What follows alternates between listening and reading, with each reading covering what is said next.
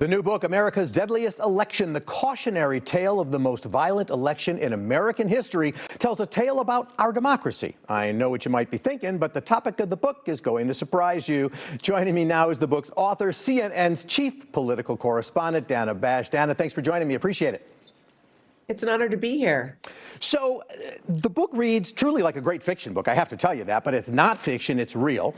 And the title and as we describe the book, people would think, well, this must be about the election of 2020. Maybe it'll look ahead to 2024. Hopefully not. But it's actually not about that. What was the deadliest election? 1872 in the state of Louisiana. We always say, and we always feel like we are in the wildest of times, unprecedented times. And it turns out, unfortunately, for violence and for the notion of throwing a peaceful transition of power out the window, it has happened before and happened in a much more severe and deadly way. And you might think, well, okay, it was a state election. Did it have Louisiana? And the answer is yes. This particular election not only resulted in just complete tumult within the state, the violence, and which was during Reconstruction, post-Civil War, so it was all about racial strife.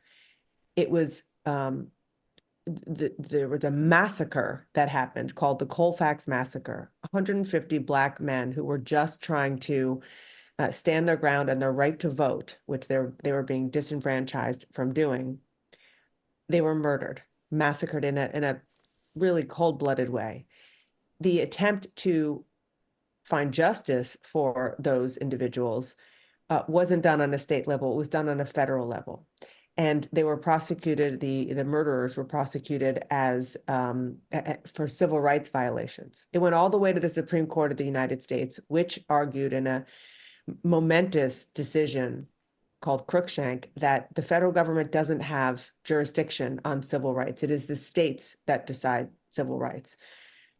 That is the time that Jim Crow was ushered in southern states. So the horrible way that Black Americans were mistreated for 100 years in America can be traced to this election in Louisiana in 1872. And that's just one of the unbelievable stories. And there are also parallels, as you kind of suggested, between then and now. Well, I'll give you a few others. I mean, again, if I was just describing the book, you write about a defeated candidate whose supporters would die or kill for him. In one case, you have a district where 101% of eligible voters voted, but all encased within the point that you write, which is that elections are the lifeblood of democracy and the heartbeat of freedom.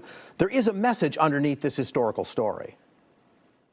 Absolutely. And that message is that we learned in recent history that we can't take the vote for granted, and we can't take for granted that the guardrails, which aren't very high around our electoral process, will work. And what happened back then is that they were just blown apart. That was one example. Another story that we tell in this book with my terrific co-author, David Fisher, is that the corruption, which was all about trying to keep Black Americans, newly freed Black men, from voting, it didn't get any better. It got worse, and it spread by the time we got to the election of 1876, which was a crucial presidential year. And it was so corrupted and full of fraud that when the Electoral College had to vote, the slates of electors came to Congress, and now we are all very familiar with this process because of January 6, 2021, 4 of the states had to be thrown out. And so there was a discussion then about what the role is of a vice president who is presiding over this. Can the vice president actually put his thumb on the scale and make a decision, or is it ceremonial? That was decided in 1876. It was ceremonial. And, fast forward to January 6, 2021, Donald Trump was trying to convince Mike Pence that he had more power than precedent.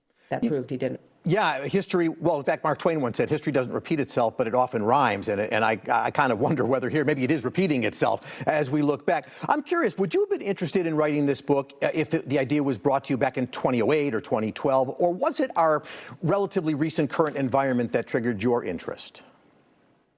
That's such a great question. I would have been interested in it because I'm embarrassed that I didn't know anything about these incredible events, these horrific events in our history, because they were so consequential and in so many ways they really helped to shape in a bad way American society. I wish that I had known a lot of this history before I covered the 2020 election, and especially the 2021 debacle and horrific insurrection on the U.S. Capitol, which I've covered on and off for 20 years. And so I would like to say the answer is yes. I hope I would, but it gives so much more context and importance now that we've had this recent history in our country.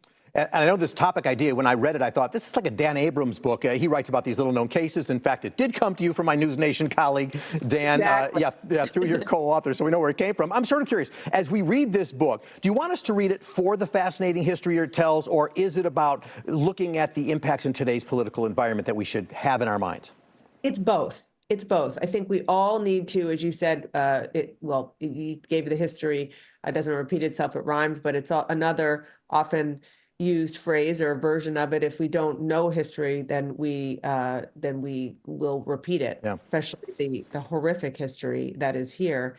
And so I think that it's a double takeaway. I think we need to know what happened then, but we didn't write the story by explicitly giving the parallels, but the parallels to today jump off the page. As David Fisher, my co-author, says, they shout at you. And so that's why this moment in time that has gone so not just reported, but taught in schools in Louisiana and beyond, we need to know as American citizens. Just finally, I want to ask you, as I read the book, I had these questions in my mind. I'm wondering if you did. With the election a couple of months away, do you leave the book with pause, hope, or concern about the future? All of the above.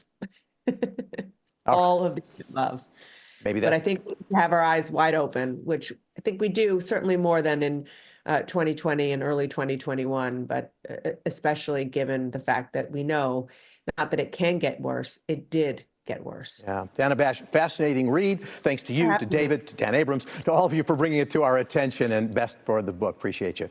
You can get the book. It just came out yesterday wherever books are sold. Check out Dana on social media at Dana Bash, CNN. Thank you, Dana. Thank you. And you can join me every Sunday at 9 a.m. for WGN TV's Political Report. We'll be right back.